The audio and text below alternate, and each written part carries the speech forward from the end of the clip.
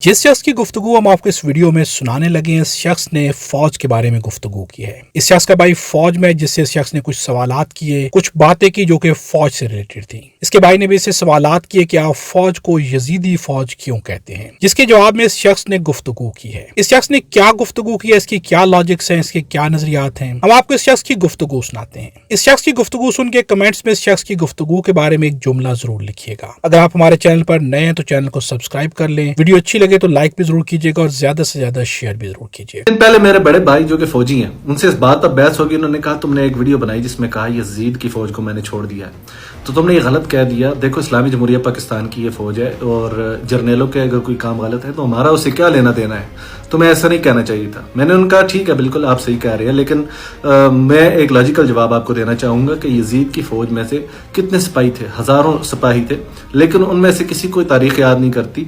अगर उनको याद किया जाता है तो यजीदी फौज के नाम से याद किया जाता है, क्योंकि उनका सिपा सलार यजीद था, वो जालिम था। इसी तरह इमाम हुसैन अलैहिस्सलाम के साथ जितने भी बंदे खड़े थे, उनमें से अक्सर के नाम तारीख नहीं बोलती, बल्कि इमाम हुसैन अलैहिस्सलाम को ही याद करती है। तो इस तरह से तारीख के दायरे में जिसको याद किया जाता है, आप जिसके साथ खड़े होते हैं उसके साथ आपको याद किया जाता है, जोड़ के याद किया जाता है, जिसके लिए आप काम कर रहे होते हैं। तो इस तरह से मौजूदा दौर में अगर मैं आपको ये कह सकता हूं कि अगर ये शख्स जालिम है जिसका नाम आसिम मुनीर है, जनरल आसिम मुनीर है, तो ये यजीद की तरह के जुल्म कर रहा है, तो मैं कोई गलत बात नहीं कर रहा। आप अगर चाहें तो इसको छोड़ भी सकते हैं। लेकिन अगला जवाब ये था उनका कि देखें, हमारी रोजी रोटी का मसला है, हम लोगों ने यहाँ पे जिंदगी गुजारनी है, हम लोगों ने यहाँ पे पाकिस्तान के अंदर अपना टाइम गुजारना है, बच्चों को पालना है, तो इसलिए हमें मजबूरन इनका हिस्सा रहना पड़ता है। तो ये एक टिपिकल जवाब था मेरे भाई का।